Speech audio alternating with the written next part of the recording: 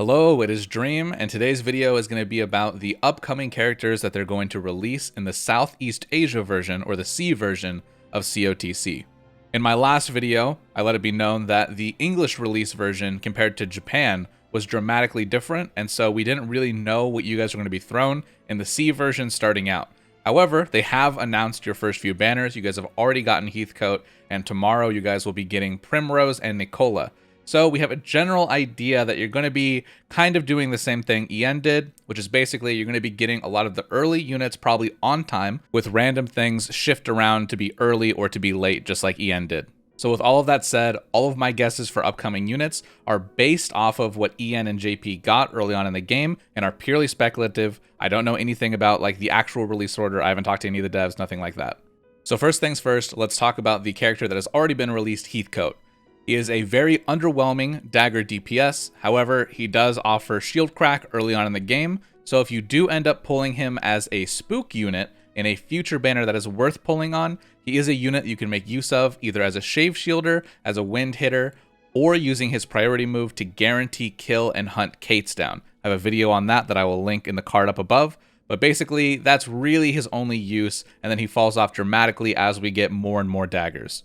So for those reasons, he is an easy skip. However, he does have his uses if you happen to get him by missing the rate up on a future banner. Next, let's talk about the two banners that are releasing tomorrow, Nicola and Primrose. These are interesting because one is a banner that JP got early and one is a banner that Ian got early, but both of them had one of the characters come much later. Also, via the Facebook post that the C version posted in announcing Nicola, it seems to confirm that the C version of the game will be getting the globally buffed characters. So characters that have been buffed explicitly for the global release seem like they will be getting the same buffs in C, which is a very, very good thing. So Nicola, Lionel, Molrusso, Harley, Mulu, Kurz, Dorothea, Jamelia, Falco, Frederica, Roland, and EX Millard are all units that got buffed only in global and have not retroactively been buffed in JP. Those are units that I can assume now C is going to be getting the buffs of as well. So that is some very, very good news. However, that does not make every single one of the units that I just named pullable on release, unfortunately. They are still underwhelming for half of them, and then the other half became basically tier 1, tier 2 units. So let's speak on Nicola a little bit. Assuming, like the post says, that she will be getting her global buffs, she becomes a very, very good utility unit for raising the entire front row's physical attack by 5%. This is stackable with Lynette's 10% from her swap passive, meaning that you can up the front row's physical attack by 15 using them together as a combo, along with her having a 4-hit ability and an okay amount of damage to output in comparison to the early thieves. Out of all of the units that you're expected to get early on in the game, she is probably one of the ones that you will see the most use out of early on in the game and will still have use cases later on down the road.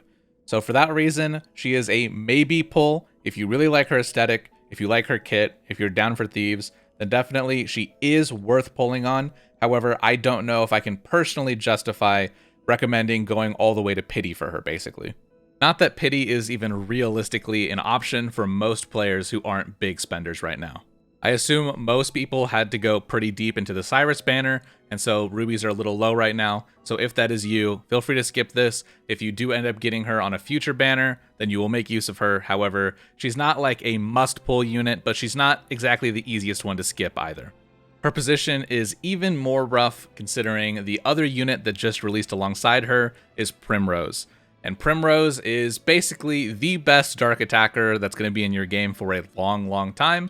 And then even after strong dark attackers come to join her, she is still there in every single dark party alongside them. She does not get power crept out of these, along with having a fantastic front row buff to complement Lynette's, along with having good fan attacks. She basically enables the Donsku level 100 NPC. She enables the fight for the BT Axe NPC. She makes a lot of things in the game a lot easier, and she will see widespread use throughout the game's lifespan. So because of that, she is a must-pull unit in my opinion. Definitely start throwing your rubies into her banner ASAP tomorrow. Once you get one copy, you're good to dip. You do not need awakenings. They are good for her A1 because she is an attacker. However, this early on in the game, it is better to get a variety of A0 units than it is to go hard focused on A1 on every good attacker. So I would say overall, my advice is if you are free to play, start trying to get your first copy of Primrose and then stop, hold your rubies again. However, if you are a spender, I would say go in, grab your Primrose, and then maybe go grab a Nicola and see if you can get lucky on her banner as well. And again, that advice is predicated on Nicola getting global buffs. When she releases in your game tomorrow, you can go to the guidance screen, you can click on view information about the character, go to her passives, and then make sure that she does in fact have the passive for 5% physical attack up for the front row. And that just about wraps up my advice for the current banners that you guys are getting in the C version of the game. And now let's talk about upcoming units that are probably coming to your game very, very soon. The way that I'm going to structure this is I'm going to talk about a few of the early released units that came out in EN, and I'm going to talk about whether they are skips or whether they are pulls or maybe pulls, what strengths they have, if they last long, that kind of thing. And then I'm going to go through the JP side and hit some of the things that EN did not get early in case any of those end up coming early for you guys. So first things first, let's talk about Tressa. She was the release OG8 that came along with the EN version where you guys got Cyrus in that slot. Cyrus being a much, much stronger version of the OG8, so a much better starting unit. However, if Tressa does end up coming early for you guys, she is a very good tank. She is a sidestep tank, but also comes with enough bulk to be able to eat some of the elemental moves that are coming her way. I would not say that she is a must pull when she comes around. However, if you are a whale, she is a good unit to grab a copy of, because later down the line, if you plan to whale out on the first collaboration we're going to get, which is the Bravely Default collaboration, there's a unit named Edea in there, and her A4 accessory gives a taunt at all times to the unit wearing it if they are at full HP, meaning that you can use Tressa to sidestep and never have to actually use her taunt ability, permanently upkeeping her sidestep over and over again. Me and a lot of other players that uploaded clears of the hard content early on in the game's lifecycle abused the hell out of this combination. So while it is very strong, it does require you getting an A4 accessory on a collab limited unit. So with that in mind, if you're that kind of player, then a Tressa is an easy pickup. If not, she is probably an easy pass. Now let's skip ahead just a little bit and talk about another OG8 unit, Honnet. This was JP's release banner, and it was the third OG8 in EN, the one right after Primrose for us. This is a character that is going to be very, very strong, specifically for the Tikilin Cup arena that you guys are getting next month. However, that being said, she's not a super, super strong, overpowering unit that's going to see widespread use throughout the game's lifecycle. She basically gets the spotlight in the very, very early game against things like Tikilin and anything weak to bow in the early game. However, her use dramatically falls off later in the game, but she does pop back up when pets come out way, way down the line. EN is about to get this, but C is probably going to not see this for over a year. But basically, you have to own a copy of Honnet to be able to buy out her pet out of the exchange. So having at least one copy of her is good down the road. However, since she is a unit that comes so early, it is very, very likely that you will spook a copy of her before that need arises. And because of her strengths, I assume just like EN, she will probably be releasing around or with the Tikilin Cup. So if you feel like you really need her for that cup and you really want to do Tikilin Day 1, then I'm not going to stop you. However, that's only recommended for spenders. She's probably a skip if you're not. If you're worried about the Tikilin fight, I would say that most people that cleared it, the barrier wasn't having Honnet and Scarecrow, it was having a regen healer like Theo and having a debuffer like Viola. Next, let's talk about a unit that's probably going to be your guys' next banner, if my guess is correct, and that is Therese. She is a Lightning Scholar, and she's pretty useful in the early game, especially when the BD collab comes out, as she is one of the units that helps enable the killing of the level 100 NPC that releases with that content. However, as far as Scholars go, she is just not a very strong one.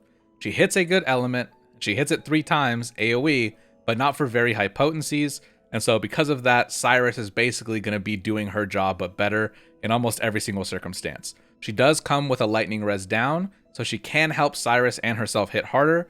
However, this doesn't really make her a must-pull unit, and my personal advice is to probably just skip her banner and assume that you're going to be getting one of her down the line on a future banner you are pulling on. 2 more units that Ian got pretty early in comparison to JP are Kouren and Hasumi. Both of them are very good in their time period. Kouren is a very solid swordsman, Solid enough that he can still be brought as the 4th sword to comps today if you do not have a full sword roster. And then Hasumi is basically coming to almost anything that hits light or fan still to this day. However, again, if we're looking at the long game, we do not want to be using our rubies on things that are basically going to be spooked later on when we pull on banners that are super important. Speaking of that, we have one of them right here. Eliza is the unit we got after Hasumi and Kouren and Hana and En, and she is a unit that I definitely recommend pulling on.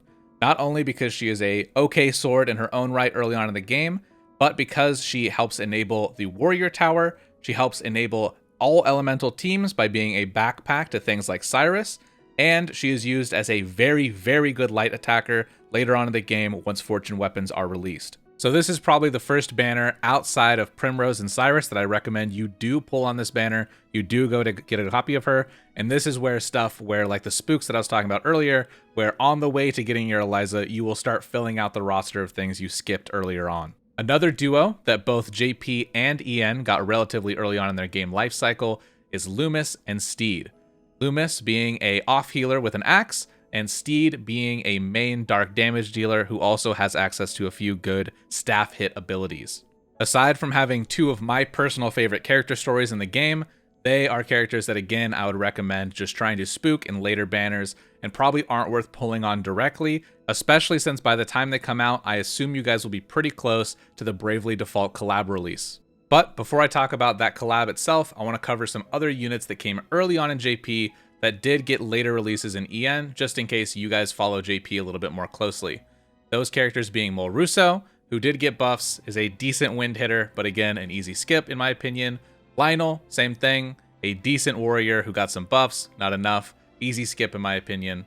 And so with those out of the way, let's talk about that Bravely Default collab.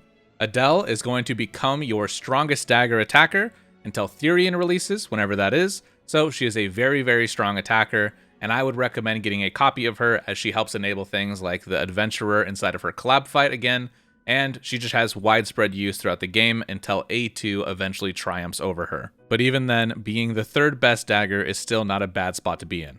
And then next up in the collab, we have Edea, who we brought up earlier. She is a warrior tank. She has okay DPS for being a warrior. However, she is a very, very solid tank.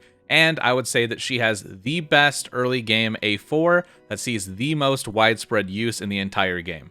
I'm not over-exaggerating when I say that in the tier list of A4 accessories inside my head, there is tier 1, tier 2, tier 3, tier 4, etc. However, above tier 1, there is tier 0 game-changing accessories. This is a game-changing accessory. If you are a spender, this is your goal. If you are a super meta free-to-play player and you listen to my advice and you skipped all of those banners besides Cyrus and Primrose and you have a giant load of rubies to unload in this collab, this is your target.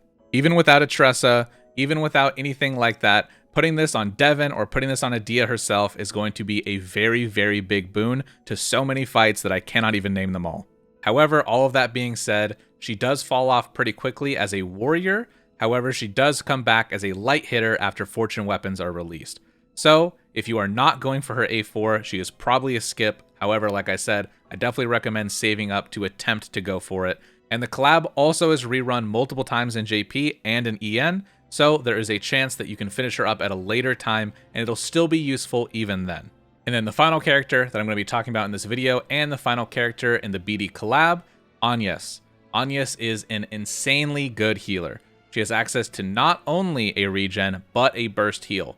So, in situations where you would have brought Theo and someone like a Millard or Ramonia as a backup healer as well, or even using someone like Eliza as a backup healer in a warrior comp, you can now put all of that healing job onto Agnes. She can cast regen on your front line every single time she has 3 BP saved up, and then she can use her burst heal in turns in between to help keep you capped up in hard fights like Varkin and other arenas. So, as an overview for the BD collab, my advice is basically all of them are worth getting a copy of, and if you're going to go hard in the paint for any of them, make it Edea's A4. It is super, super worth it. All right, and that has been an overview of the first 10 or so characters that I expect to be coming to the C version. I hope I gave you insight on what you should be saving for, what you should be looking forward to, all that kind of stuff. If you have any questions, please leave them in the comments down below. Again, please join the Discord that is also linked in the description and the pinned comment. We have an entire C section there full of players that are in your region, and we have access to you being able to talk to EN players and even Japanese players in the Discord to ask them questions about the future or get a better idea of what's going on in the game. Thank you so much for watching. I have been Dream. Until next time, happy holidays, Merry Christmas, stay safe, stay cute, much love, a boo, a yeah.